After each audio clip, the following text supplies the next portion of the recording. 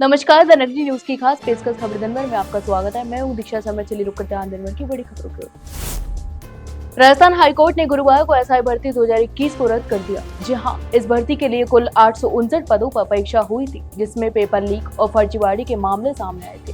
तो वहीं जस्टिस समीर जैन की एकल पीठ ने 14 अगस्त को दोनों पक्षों की बहस पूरी होने के बाद अपना फैसला रिजर्व रखा था। इसके अलावा हाईकोर्ट ने अपने फैसले में कहा कि परीक्षा में बड़े पैमाने पर नकल हुई थी और इसमें आरपीएससी सदस्य तक शामिल थे। तो वहीं कोर्ट ने निर्देश दिए हैं कि एसआई 2021 की रद्द भर्ती के पदों को नई भर्ती में जोड़ा जाएगा, जिसमें कुल 897 पद सम्मिलित होंगे। कृषि मंत्री किरोड़ीलाल मीणा ने फैसले को सच की जीत बताया और कहा कि इस पूरी भर्ती में फर्जीवाड़ा हुआ था और उनकी जानकारी के अनुसार 500 से ज्यादा अभ्यर्थी फर्जी तरीके से पास हुए थे। तो वहीं याचिकाकर्ता के वकील हरिंदर नील ने बताया कि हाईकोर्ट ने यह भी स्पष्ट किया कि भर्ती में बड़े पैमाने पर नकल हुई थी। सरकार की ओर से बहस में कहा गया कि इस भर्ती में केवल 68 अभ्यर्थियों की मिलीभगत सामने आई थी, जिनमें 54 ट्रेनी एसआई, 6 सेलेक्टेड कैंडिडेट और 8 फरार अभ्यर्थी भी शामिल थे। राजस्थान में एसआई भर्ती 2021 को लेकर हनुमान बेनीवाल और मंत्री किरोड़ीलाल मीणा के बीच तीखी बहस शुरू हो गई है। तो वहीं हनुमान बेनीवाल ने आरोप लगाया कि राजस्थान में पेपर लीक माफिया का अड्डा बन चुका है। उनका कहना था कि कांग्रेस ने पेपर लीक कराया और बीजेपी ने इसे छुपाने की कोशिश की। इसके अलावा उन्होंने चेतावनी दी कि अब बाइट देने वाले बहुत लोग आएंगे। हाईकोर्ट का फैसला पक्ष में नहीं आया तो दिल्ली कूच करने का इशारा भी किया था। उन्होंने कहा कि इस मुद्दे पर राज्य भर में कई प्रदर्शन हुए, लाखों युवा सड़कों पर उतरे और पूरे देश में माहौल भी बन गया कि राजस्थान पेपर लीक का केंद्र है। तो वहीं मंत्री किरोड़ीलाल मीणा ने इस बात का जोर करते हुए कहा कि हाईकोर्ट और सुप्रीम कोर्ट के फैसले देश में लागू होते हैं और उन्हें सभी को मानना होता है। उन्होंने स्पष्ट किया कि भर्ती में पर्दा डालने जैसी कोई बात नहीं थी। किरोड़ीलाल ने बताया कि कैबिनेट की सब कमेटी ने पूरी जांच की और अदालत को रिपोर्ट सौंप दी। भरतपुर जिले की कामा विधानसभा से भाजपा विधायक नौक्षम चौधरी के बयान ने प्रदेश की सियासत को गरमा दिया है। जी हां, विधायक ने गृह मंत्री जवाहर सिंह बेड़ा पर तंज कसते हुए कहा कि यदि कांग्रेस समर्थित प्रधान को हटाना है तो मंत्री जी को अपने क्षेत्र में जांच कराकर किसी भाजपा समर्थित प्रधान को नियुक्त करना चाहिए। उन्होंने कहा कि भरतपुर लोकसभा क्षेत्र के अधिकांश भाजपा विधायकों ने कांग्रेस के प्रधानों को हटाकर भाजपा समर्थित प्रधान बैठाए हैं। ऐसे में मंत्री जी भी अपने समाज से किसी कार्यकर्ता को प्रधान बनाएं ताकि यह कहा जा सके कि कांग्रेस का प्रधान हटाकर भाजपा का प्रधान बिठाया गया है। विधायक के इस बयान के बाद कांग्रेस ने भाजपा पर सीधा हमला बोला है। इसके अलावा कांग्रेस प्रदेश अध्यक्ष गोविंद सिंह डोटासरा ने सोशल मीडिया एक्स पर लिखा कि यह बयान साबित करता है कि भाजपा सत्ता का दुरुपयोग कर लोकतंत्र की हत्या कर रही है। राजस्थान की राजनीति एक बार फिर बड़े विवाद में घिर गई है। तो वहीं भारतीय आदिवासी पार्टी के बागीदौरा से विधायक जयकृष्ण पटेल के खिलाफ रिश्वत प्रकरण की जांच पूरी कर विधानसभा की सदाचार कमेटी ने रिपोर्ट तैयार कर ली है। इसके अलावा जानकारी के अनुसार सदाचार समिति के अध्यक्ष कैलाश वर्मा गुरुवार दोपहर 2 बजे विधानसभा अध्यक्ष वासुदेव देवनानी को यह रिपोर्ट सौंपेंगे। इस रिपोर्ट में पटेल की विधायकी समाप्त करने तक की सिफारिश शामिल हो सकती है। हालांकि रिपोर्ट के औपचारिक रूप से सदन में रखे जाने तक गोपनीय रखा गया है। तो वहीं विधानसभा सत्र 1 सितंबर से शुरू हो रहा है और संभावना है कि इस दौरान स्पीकर सदाचार कमेटी की रिपोर्ट सदन में रखेंगे। इसके बाद रिपोर्ट पर सदन में बहस हो सकती है और यदि किसी प्रकार की कार्रवाई की सिफारिश की गई तो उस पर मतदान भी कराया जाएगा। तो वहीं विधानसभा अध्यक्ष वासुदेव देवनानी ने पहले ही इस मामले में एसीबी द्वारा जांच किए गए प्रकरण पर पटेल के खिलाफ मुकदमा चलाने की मंजूरी दे दी।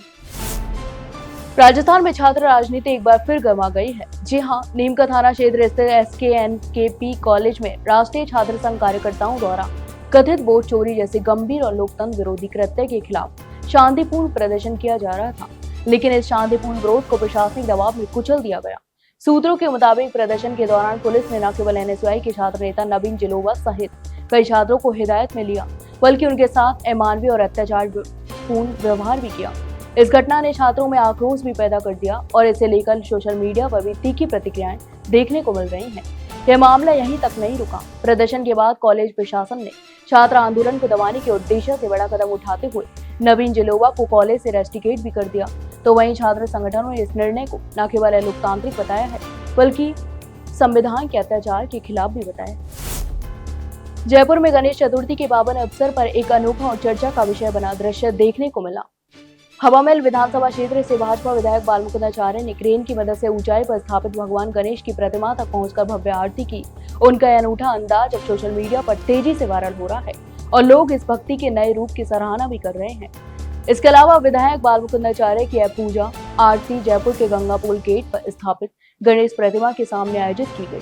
तो वहीं गणेश चतुर्थी की शुरुआत में बड़ी संख्या में श्रद्धालु वहां मौजूद थे।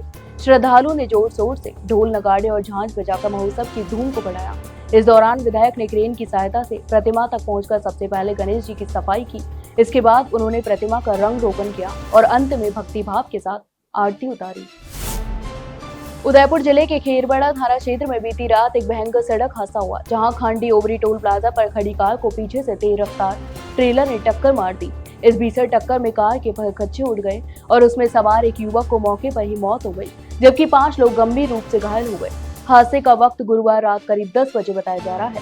घटना के समय कार चालक टोल टैक्स देने के लिए कतार में खड़ा था, तो वहीं पीछे से आया तेज रफ्तार ट्रेलर कार से टकराया और टक्कर इतनी भीषण थी कि कार आगे खड़े ट्रक में जा भिड़ी। दोनों भारी वाहनों के बीच कार बुरी तरह से फंस गई। तो वहीं मौके पर मृतक का नाम गुलाब गुर्जर बताया गया। कार में सब फंसा रहने के कारण उसे बाहर निकालने में आधे घंटे की मेहनत लगी और क्रेन की मदद भी ली गई थी। रियाबड़ी नागौर में अटल बस सड़क निर्माण को लेकर प्रशासन ने अतिक्रमण हटाने की कार्रवाई शुरू कर दी है। तो वहीं उपखंड मुख्यालय के रोएसी रोड मार्ग पर सड़क की चौड़ाई 40 फीट करने के लिए दोनों तरफ अवैध अतिक्रमण को जेसीबी की मदद से हटाया जा रहा है। इस कार्रवाई के दौरान दुकानों और मकानों के नाप तोल के हिसाब से तोड़ा गया। तो वहीं सूत्रों के अनुसार प्रशासन ने पहले ही सभी अतिक्रमणकर्ताओं को नोटिस जारी किया था, जिसने उन्हें अपना सामान हटाने और उचित कदम उठाने का समय मिला। आज की कार्रवाई में प्रशासन ने नोटिस का पालन सुनिश्चित किया और अतिक्रमण हटाने के लिए जेसीबी और अन्य उपकरणों का उपयोग किया। इसके अलावा कार्रवाई के दौरान कई दुकानदार और स्थानीय लोग मौजूद रहे और अतिक्रमण हटाने के इस कदम पर अपनी प्रतिक्रियाएं भी व्यक्त की। तो वहीं सड़क निर्माण को लेकर लोगों की भारी भीड़ जुटी रही। राजस्थान में लगातार सक्रिय हो रहे मानसून ने जनजीवन को प्रभावित करना शुरू कर दिया है। तो वहीं मौसम विभाग ने गुरुवार को प्रदेश के 8 जिलों में बारिश का अलर्ट भी जारी किया है। इसके अलावा तेज बरसात की चेतावनी के चलते जोधपुर में आज स्कूलों की छुट्टी भी कर दी गई है। वहीं जयपुर में सुबह करीब 20 मिनट तक बारिश हुई, जिससे शहर के कई हिस्सों में पानी तक भर गया। इससे पहले बुधवार को जयपुर, जोधपुर और भरतपुर समेत कई जिलों में भारी बारिश हुई। मौसम केंद्र जयपुर ने चेतावनी जारी करते हुए कहा कि अगले 2 से 3 दिनों तक दक्षिणी राजस्थान के जिलों में मानसून सक्रिय रहेगा। इस दौरान कई जगह हल्की से मध्यम और कहीं कहीं तेज बारिश की संभावना भी जताई जा रही है। विभाग ने अनुमान जताया कि सितंबर के पहले सप्ताह तक यही क्रम जारी रह सकता है। बूंदी में भाजपा का एक प्रतिनिधिमंडल गुरुवार को लोकसभा अध्यक्ष ओम बिरला से मिला और क्षेत्र की समस्याओं को लेकर विस्तृत ज्ञापन सौंपा। तो वहीं प्रतिनिधिमंडल ने अतिवृष्टि और बाढ़ से प्रभावित किसानों की समस्याओं को प्रमुखता से उठाते हुए फसल खराब पर उचित मुआवजा दिलाने की मांग रखी। इसके अलावा प्रतिनिधियों ने बताया कि हाल ही में हुई बारिश और बाढ़ के कारण क्षेत्र की स्थिति गंभीर हो गई थी। कई गाँवों में खेतों की फसल पूरी तरह नष्ट हो गई, जिससे किसानों को भारी आर्थिक नुकसान उठाना पड़ा। तो वहीं बाढ़ और जलभराव की वजह से करीब 80 गांवों में पिछले 6 दिनों से बिजली आपूर्ति पूरी तरह ठप रही, जिससे ग्रामीणों को भारी परेशानियों का सामना कर रहा है। तो ये थी दिन भर की तमाम बड़ी खबरें। कल फिर आपके साथ रूबरू होंगे, तब तक के लिए नमस्कार।